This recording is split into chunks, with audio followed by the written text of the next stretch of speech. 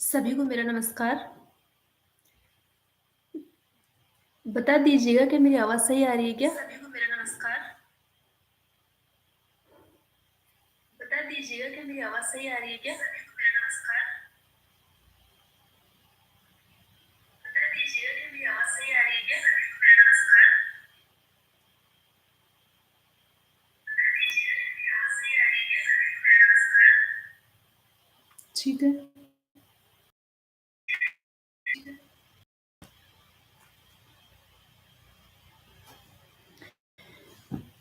सभी को मेरा नमस्कार। मैं सुशीला ग्लोरिया। एसके साहित्य जी के क्लासेस में आप सभी का फिर से स्वागत है। छायावाद की प्रमुख स्तंभ है महाकवि जयशंकर प्रसाद की कालजयी कृति कामायनी की चिंता सर्ग की विस्तृत व्याख्या लेकर फिर से आज हाजिर हूँ। संक्षिप्त व्याख्या के 2 वीडियो पहले थे और चिंता सर्ग की जो प्रथम सर्ग था, चिंता सर्ग की प्रथम सर्ग कहानी का पहला सर्ग ही चिंता सर्ग है। तो इसकी जो प्रारंभिक जो पंक्तियाँ हैं, उसकी वीडियो मैंने पहले की एक वीडियो में बना दी है। उसकी व्याख्या मैंने उसमें बताया है, उसमें छंद अलंकार सब है, आप लोग उसमें देख लेना। चिंता सर्ग के दूसरे वीडियो को अपन देखते हैं, आगे की पंक्तियों में देखते हैं क्या आ गया इसमें। डिफ़ॉल्ट स्ट्रिंग की आरटीएम वेरिएबल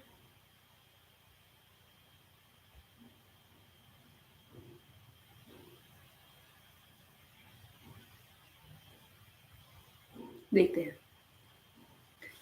जैसे कि अपन ने पहले पढ़ा था, थोड़ा-सा देख लेते हैं ऊपर। अच्छा नहीं आ रहा इसमें, हाँ। इसमें अपन ने देखा था कि मनु मनु देवलोक में देवताओं के साथ में रह रहे थे। मनु स्वयं भी देवता थे। तो उन्होंने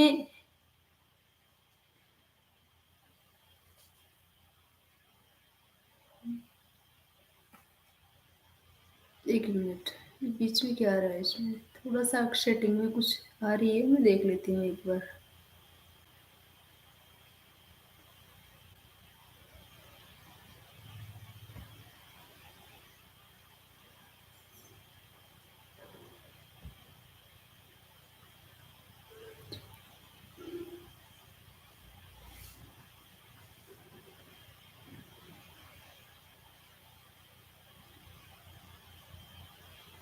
ठीक है।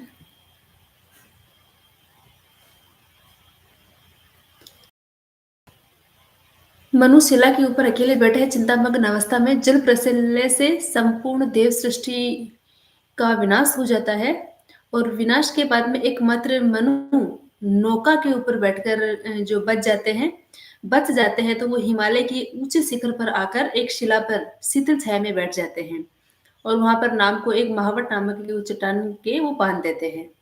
वहां पर बैठे बैठे वो उस पहले तो देवताओं के साथ में के साथ में अपने जीवन को देख याद करता है और उसके बाद में जो अहंकार की वजह से देव सृष्टि का विनाश होता है जल प्रलय से, वो उसको है ना बार-बार याद आ रहा है। तो वो दोनों स्थितियों को देखकर वो है ना उनका हृदय स्तब्ध हो जाता है, दुखी हो जाता है और चिंता उनको आकर घेर लेती है। तो पहले तो वो बैठे-बैठे उसके बारे में सोचते हैं कि पहले अपन जो है किस प्रकार रहते थे वो दुखी होते हैं, प्रकृति उनको देखकर हँसती है कि हे मनु तू क्यों व्यर्थ में ही दुखी हो रहा है? कि जो अहंकार में अपना जीवन व्यतीत करता है, उसे तो एक ना एक दिन उसका तो विनाश होना ही है। ऐसा कुछ है ना पहले वाली पंक्तियों में अपन ने देखा था। आगे की पंक्तियाँ देखते हैं अपन। ओ चिंता की पहली रेखा अरे विश्व वन की व्याधि, स्फोट के भीषण प्रथम कंपन सी मतवाली। बहुत अच्छी पंक्तियाँ हैं। ओ चिंता की पहली रेखा, देखते हैं अपन कि ओ चिंता की पहली रेखा, ये कौन कह रहे हैं? मनु कह रहे हैं। किसको कह रहे हैं? चिंता को, अपने मन की एक, जो देव सृष्टि की विनाश की वजह से उनका मन है ना जिस अवस्था में पहुंच गया है, वह चिंता है। और चिंता को संबोधित करते हुए मनु कहते हैं कि ओ चिंता की पहली रेखा, हे मेरे जीवन में पहली बार चिंता तुम आई हो। अरे विश्व वन की वैली, अब चिंता को किसकी उपमा दे रहा है? चिंता को किसका रूप दे रहा है मनु? विश्व, संसार, वन, संसार रूपी वन की वैली यानी सर्पिणी। ठीक है। मनु पहली बार अपने मन से या मुख से किसको संबोधित करते हैं? मनु पहली बार चिंता को संबोधित करते हैं। और चिंता को संबोधित करते हुए किसका रूप दे रहे हैं? संसार रूपी वन की सर्पिणी की संज्ञा दे रहे हैं। अब आगे क्या कहते हैं? ज्वालामुखी स्फोट के भीषण, भीषण भयंकर, ज्वालामुखी स्फोट यानी जैसे ज्वालामुखी का प्रस्फुटन होता है ना, भीषण भयंकर प्रथम पहली बार कंप से मदमस्त। अब देखो मनु यहाँ पर चिंता को किस किस की उपमा दे रहा है, किस किस का रूपक दे रहा है? एक तो विश्व रूपी वन की सर्पिणी, दूसरा ज्वालामुखी, जिस प्रकार प्रथम पहली बार ज्वाला, जैसे ज्वालामुखी फूटता है तो ज्वालामुखी प्रस्फुटित होता है, पहले जो पहली बार जो कंपन होता है धरती में, जो कंपायमान होता है ना, अपने ही मद में, अपने ही मत में, अपने ही नशे में चूर जो है वो कंपन होता है पहली बार। तो उस कंपन की उपमा यहाँ पर किसको दे रहा है? चिंता को। तो दो उपमाएं हो गई। अब आगे वाली देखते हैं। दो उपमा हो गई। चिंता की पहली रेखा, चिंता को विश्व वन रूपी सर्पिणी और ज्वालामुखी के प्रथम भयंकर स्फोट वाली कंपन। ठीक है। कि ज्वालामुखी जिस प्रकार पहली बार प्रस्फुटित होती है और उसके बाद में जैसे ही ज्वालामुखी का प्रस्फुटन होता है, तो प्रस्फुटन से पहले धरती में जो कंपन उत्पन्न होता है, उस कंपन की उपमा जो है मनु चिंता को दे रहे हैं। ठीक है। तीसरा उपमा क्या है? हे अभाव की चपल बालिके री ललाट की खल रेखा। हे अभाव, अब देखो चिंता मनुष्य के हृदय में क्यों उत्पन्न होती है? चिंता मनुष्य के हृदय में उत्पन्न होती है, मनुष्य के हृदय में जैसे ही कोई अभाव, कोई कमी, कुछ कमी उसे महसूस होती है, जैसे ही उसे कमी महसूस होती है तो उसके हृदय में चिंता उत्पन्न हो जाती है। तो अब मनु के हृदय में क्या अभाव हुआ, क्या कमी हुई? पहले देवताओं के साथ में ऐश्वर्य संपन्न जीवन व्यतीत कर रहे थे और अब अचानक ही वह आकर है ना पहाड़ों के बीच में आकर बैठ गए, और वो भी बिल्कुल अकेले, बिल्कुल एकांत में, कह रहे हैं ना बेडशिला पर है ना, अकेले बिल्कुल एकांत में है ना बैठकर वो ना स्तब्ध हृदय से चारों तरफ देख रहे हैं, उसको सुनने वाला, कहने वाला उसको कोई नहीं है। तो अभाव की, अभाल की चपल बाल के, चपल यानी चंचल, चंचल यानी आती है चली जाती है ना, हमेशा चंचल रहती है। बालिके छोटी सी, अब वो पहली बार आई है मनु के हृदय में, पहली बार आई है ना, तो बालिके नहीं, बिल्कुल छोटी सी बालिका की उपमा दी है। रे ललाट की खल रेखा, अरे ललाट की खल रेखा, अरे ललाट को खल, जैसे ही मनुष्य चिंतित अवस्था में हो जाते हैं, उसके ललाट के, उसके मस्तक के ऊपर है ना रेखाएं है ना खिंच जाती है, तो उन रेखाओं को इसका चिंता का प्रतीक बताया है। देखो यहाँ पर ये कॉलेज लेक्चर नेट जेआरएफ वालों के लिए ना कितना इम्पोर्टेंट है ना। ये देखो चिंता को किस किस की उपमा दी है मनु ने, जयशंकर प्रसाद ने। विश्व वन रूपी सर्पिणी की एक, ज्वालामुखी स्फोट के प्रथम कंपन की दो, अभाव की चपल वाली के तीन, ललाट की खल रेखा चार, हरी भरी धूप दौड़ धूप और जल माया की चल रेखा। हरी भरी दौड़ धूप यानी मनुष्य जब है ना यहाँ देखो सॉरी, हरी भरी सी दौड़ धूप, मनुष्य अपने जीवन में सब कुछ सर्वस्व प्राप्त करने के लिए ना चारों तरफ दौड़ धूप करता है ना, तो यहाँ पर सामान्य जीवन का जो है विवेचन कर रहा है। लेकिन इससे पहले मनु हरी भरी किसे कहा गया है? देवताओं के साथ में जो ऐश्वर्य संपन्न जीवन जिया है उसे, और दौड़ धूप जब अहंकार में मद में होकर उन लोगों ने अपना विनाश कर लिया। वो जल माया की चंचल रेखा, इस जल में यानी इस समुद्र में की चल रेखा, चलायमान तो रेखा के समान हमेशा चलायमान रहती है। अर्थात देखो जब मनुष्य अपने ऐश्वर्यपूर्ण जीवन में रहता है ना, तब तो उसे किसी प्रकार की चिंता नहीं रहती। लेकिन जैसे ही इस ऐश्वर्य का अभाव होता है, वो दौड़-धूप अर्थात दुःख की अवस्था में को प्राप्त कर लेता है, तो जल माया जैसे जैसे जल माया अब ये जल माया किसके लिए आया है? जल माया देखो मैंने आपको एक बार पहले भी शायद रामचरितमानस वाले एक उसमें बताया था, बालकांड में बताया था कि जिस प्रकार जल माया रेगिस्तान में मनुष्य जाता है गर्मियों में है ना, तो दूर अपने को ऐसे दिखाई देता है, बहुत दूरी पर अपने को ऐसे दिखाई देता है कि वहाँ पर पानी है ना? लेकिन जैसे-जैसे हम उसके पास में जाते हैं ना, तो वो क होती क्या है वास्तव में वो सूर्य की सीधी किरणें हैं। तो सूर्य की सीधी किरणें वहाँ पर पड़ती है, तो वहाँ पर ऐसा आभास होता है, ऐसा प्रतिबिंब अपने को दिखाई देता है कि वहाँ पर पानी है। तो आपको मैंने हिरण का भी उदाहरण बताया था कि हिरण है ना उस पानी को पीने के लिए प्यासा है ना भागता रहता है, लेकिन वास्तव में उसको पानी प्राप्त नहीं होता, वो मर जाता है ना? तो वही हिरण उस जल को प्राप्त करने के लिए उस जल की माया में फँस कर ही उसको प्राप्त करता है ना? तो यहाँ पर जल माया की माया को चिंता को किसकी उपमा दी है? जल माया की। यानी हरी-भरी दौड़-धूप में मनुष्य ना सब कुछ प्राप्त करने के लिए ना खुशी-खुशी हरी-भरी यानी खुशी-खुशी ना दौड़-धूप करता है और जल माया के समान यानी उम, सकारात्मकता को प्राप्त करने के लिए वह उसमें फँस जाता है किसमें? ऐश्वर्य में, है ना? जैसे देवताओं देवताओं ने ऐश्वर्य में है ना, आकर अपना जीवन समाप्त कर लिया था कि चल रेखा, उसकी चंचल रेखा है किसकी? जैसे हिरण रेगिस्तान में सूर्य के प्रतिबिंब को ही पानी समझकर उसको प्राप्त करने के लिए दौड़ता रहता है उस माया के प्रति माया जल की माया में फँसकर है ना सूर्य के प्रतिबिंब के पीछे दौड़ता रहता है और अंत में वह मर जाता है। उसी प्रकार मनु को ने चिंता को भी जल माया की उपमा दी है कि हे चिंता तू मनुष्य के हृदय में इस प्रकार आ जाती है, जैसे जल माया उस प्रतिबिंब को समझकर उसको प्राप्त करने के लिए भागता रहता है, वो मर जाता है। उसी प्रकार हे चिंता तू भी मेरे हृदय में आकर तू भी मेरा जो है मरण निश्चित करने वाली है। इस ग्रह कक्षा की हलचल रही तरल गरल की लघु लहरी। इस ग्रह कक्षा इस पृथ्वी की हलचल तरल तरल यानी जो चलायमान है, गरल जहर की लघु लहरी की छोटी-सी तुम लहर हो। इस पृथ्वी की, इस चंचल पृथ्वी के चलायमान जीवन की तुम एक बहुत छोटी-सी तुम सूक्ष्म लहर हो। किसे कहा गया है? देखो चिंता को कॉलेज लेक्चरर का क्वेश्चन है भाई देखो ये और उसका असिस्टेंट प्रोफेसर का और यूजीसी नेट जेआरएफ का भी प्रश्न है ये। कितना किस-किस की उपमा दे रहा है देखो ना 5 तो पिछली बारी हो गए थे, ये 6 हो गया जलमाया की और एक ग्रह कक्षा यानी धरती के चलायमान जीवन धरती पृथ्वी के जो चलायमान जीवन है, उसकी तुम ज़हर की एक छोटी-सी बूँद हो।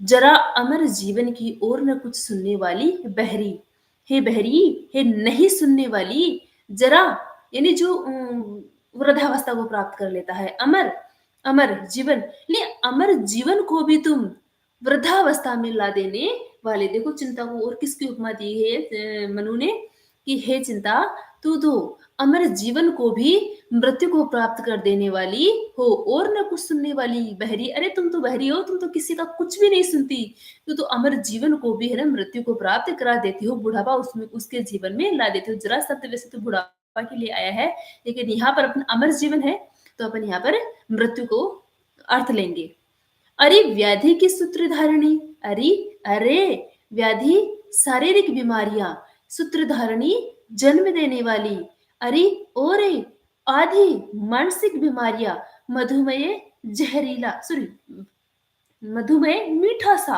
अभिशाप श्राप हो तुम देखो चिंता की कितनी जो है जयशंकर प्रसाद ने कितनी अच्छी व्याख्या की है क्या कह रहा है समझदार आदमी के लिए ये काफी जो अभी जो अवसाद में अपना जीवन व्यतीत कर रहे हैं जिनको ना जिनकी सफलता के चारों तरफ से द्वार बंद हो जाते हैं ऐसे व्यक्ति को जयशंकर प्रसाद की कहानी है ना पढ़नी ही चाहिए ऐसे तो क्या कह रहे प्रसाद जी मनु को माध्यम बनाकर सामान्य मनुष्य को प्रसाद जी क्या कह रहे हैं अरे व्याधि हे चिंता तू तो मनुष्य के शरीर में बीमारियां उत्पन्न करने वाली हो मानसिक बीमारियां मधुमेह बहुत ही मीठे अभिशाप श्राप की तरह हो हृदय गगन में धूमकेतु सी मनुष्य के हृदय रूपी आकाश में पुच्छल तारे के समान हो अब पुच्छल तारा भी देखो एक तरह से विनाश का सूचक है कहते हैं कि आकाश में जिन्हें पुच्छल तारा दिखाई देता है तो या फिर आंधी तूफान बवंडर आने वाला होता है तो यहाँ पर है ना पुच्छल तारे की उपमा दी है पुण्य सृष्टि में सुंदर पापसी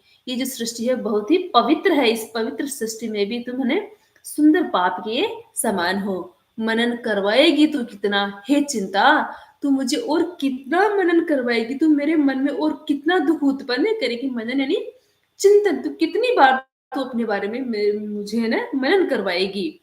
उस निश्चिंत जाति का जीव, उस निश्चिंत, अरे देवता तो एक तरह से निश्चिंत ही थे कि हम तो देवता है, हम देव लोग, देव है तो हमारा तो है ना जीना ना निश्चित है, हम नहीं मर सकते है ना।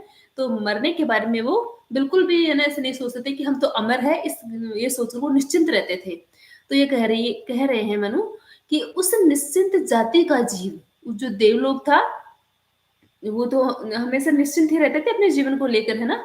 तो उस निश्चिंत जाति का जीव अमर करेगा क्या, तो उसे भी क्या अमर करेगी। तू कितनी गहरी डाल रही है नींव, तू सामान्य मनुष्य के जीवन में कितनी गहरी नींव डाल रही है। अर्थात तू एक बार जिसके हृदय में आ जाती है तो उसके जीवन से वापस है बाहर नहीं निकलती है। आह घिरेगी हृदय लहले खेतों पर कर का घन सी। आहा, आहा, मतलब दुख भरी आह निकाल रहे हैं यहाँ पर मनु। घिरेगी हृदय लहले खेतों पर, लहलाते खेतों पर। अब लहलाते खेतों को किसकी उपमा दी गई है, जो मनु का हृदय है, मनु की अपने हृदय को लहलाते खेत की उपमा दे रहे हैं। अर्थात प्रसन्न हृदय, लहलहाते खेत यानी प्रसन्न हृदय, पर कर का घन से यानी कड़क बिजली के समान, कड़क बिजली के समान तू लहलाते खेतों पर तू एक दिन गिरेगी। अर्थात सुख और प्रसन्न है ना हृदय को भी तू है ना दुखों से भर देती है। देखो इस पंक्ति का अर्थ ना सीधा सा ये है क्या, आहा घिरेगी हृदय लहलाते नहीं प्रसन्न, जिस प्रकार लहलाते खेतों पर जो घनी बिजली आकर गिर जाती है तो वो खेत ना नष्ट हो जाते हैं, उसी प्रकार तो प्रसन्न हृदयों में भी चिंता तू आकर न उनको दुखी कर देती है। छिपी रहेगी अंतरतम में सबके तू निगूढ़ घंसी, हे चिंता तू सबके अंतरतम हृदय में निगूढ़ गुप्त रूप से घंसी गहराई से, हे चिंता तू सबके हृदय में गहराई से गुप्त गुप्त धन के समान तू छुपी हुई रहेगी। बुद्धि मनीषा मति आशा चिंता तेरे है कितने नाम। मनु कहते हैं कि हे चिंता तुम्हारे कितने ही नाम है, बुद्धि है, मनीषा है, मति है, आशा है, चिंता है। ये देखो सारे चिंता के ही नाम है, लेकिन इनके शब्द के आधार पर इनके अलग अलग नाम है। जैसे इस बुद्धि का नाम अपन विवेकशील यानी सही और गलत का निर्णय करना, मनीषा मन की इच्छा। देखो अपन कहते हैं ना कि मन की इच्छा अगर आप रखोगे तो वैसा ही आपके साथ में कार्य होगा ना। तो मन की इच्छा भी एक तरह से बुद्धि ही होती है ना। तो जैसे मन में अपनी इच्छा उत्पन्न होती है तो वो अपने बुद्धि में जाती है, सही और गलत का निर्णय करती है, उसी के आधार पर अपन आगे कार्य करते हैं ना। ठीक है, तो ये मनीषा नहीं मन की इच्छा, ये भी बुद्धि का ही, मति मति भी बुद्धि है। आशा आशा जैसे अपन कहते हैं कि किसी को देखकर अपन है ना अपने मन में है ना हल्की सी जो एक आशा उम्मीद जागृत होती है कि काश मेरे साथ भी ऐसा हो जाए, है ना। तो ये काश आशा है ना आशा के आगे का जो इस जो है पड़ाव है वो मति, और मति से आगे का है वो क्या है मनीषा, यानी फिर वो मन की इच्छा। आशा जो जैसे जैसे बलवती होती जाती है वह मन की इच्छा का रूप धारण कर लेती है, और मन की इच्छा फिर आगे चलकर क्या होती है, बुद्धि यानी सही और गलत का निर्णय करके वह एक मजबूत अवस्था में आ जाती है, तब उसे अपन बुद्धि कहते हैं। ये है ना इसी के ही नाम किसके, चिंता तेरे कितने नाम। अब देखो अपन कह सकते हैं कि जयशंकर प्रसाद ने क्वेश्चन बन सकता है असिस्टेंट प्रोफेसर में नेट जेआरएफ में कि प्रसाद ने कामायनी में चिंता के कितने नाम बताए हैं। चिंता के चिंता सहित तो देखो कितने नाम हो गए 5, और चिंता के अलावा 4 नाम हो गए, बुद्धि मनीषा मति और आशा, कितने नाम। अरे पाप है तू जा चल जा, यहाँ नहीं कुछ तेरा काम। मनु कहते हैं कि हे चिंता तू तेरा यहाँ पर कोई काम नहीं है, तू यहाँ से अब चली जा। अरे पाप है तू विस्मृति अवसादे घेर ले नीरव ते बस चुपे कर दे। जयशंकर प्रसाद जी कहते हैं विस्मृति यानी भुला दे, हे स्मृति, हे भूलापन, अर्थात मेरे दिमाग से ये चिंता दूर हो जाए। हे विस्मृति तू आजा, अवसाद घेर ले, अवसाद यानी मेरे मन है ना चाहे दुख की अवस्था प्राप्त कर ले, नी रवते, नी यानी बिना, रव यानी आवाज, बिना आवाज का मुझे बिल्कुल शांत, मेरा मन है जो पूरी तरह से शांति की अवस्था को प्राप्त कर ले। बस चुप कर दे, बस तू चुप कर दे। हे विस्मृति तू आ जा, हे अवसाद आ जा, हे मेरा मन शांत हो जाए। बस मुझे चुप कर दो, पूरी तरह से मुझे चुप कर दो, मुझे चिंता नहीं चाहिए, क्या करें? चेतन जा चल जा जड़ से आज, ये नीचे क्या है? मुझे इसमें दिख नहीं रहा है। मुझे इसमें दिखाई नहीं दे रहा है इसमें, क्या हो गया ये? चेतनता यानी विवेक, चेतनता शब्द किसके लिए आया है? पर विवेक के लिए आया है ना? तो चेतनता, हे चेतन अवस्था, हे मेरे हृदय की चेतन अवस्था, अब तुम आ जाओ मेरे हृदय में, जड़ता से आज। ये नीचे वाली जो पंक्तियाँ हैं मुझे दिखाई नहीं दे रही, क्या है यहाँ पर? चेतनता चल जा, जड़ता से आज मेरा, क्या है भाई? आप लिख के बता दो मुझे, क्या है ये? जड़ता से आज, एक मिनट में देख लेती हूँ किताब में, थोड़ा सा टाइम लगेगा महेश्वरी। ये इसमें पता नहीं सेटिंग में क्या हो गया आज।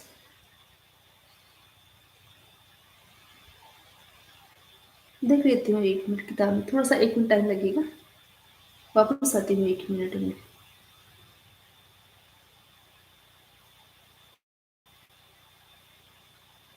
कि इसमें पता नहीं, देखो ये क्या हो गया है, ये इससे तो एंड स्ट्रीम आ रहा है, एंड स्ट्रीम आ गया क्या? ये क्या है? मुझे, मैं इतना टेक्नोलॉजी में जानती भी नहीं हूँ, और जो लैपटॉप से लाइव आ रहा है वही है इसमें सब कुछ।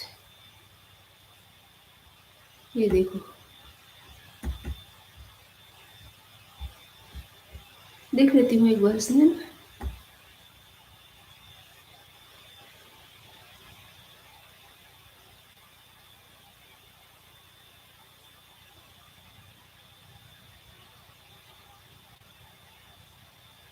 ये रहा, ठीक है।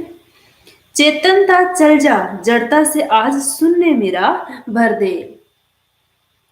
मनु कहते हैं कि चेतनता, चेतनता, जो ये अभी मेरी चेतन अवस्था है, सॉरी ये चेतनता को बुला नहीं रहा, मनु चेतनता को बोल रहा है कि चल जा, अर्थात जो अभी मेरे हृदय में जो चेतन अवस्था है, जो चिंता की अवस्था है, जो स्तब्ध मेरा हृदय है, ये सारी अवस्थाएं अभी चली जाए।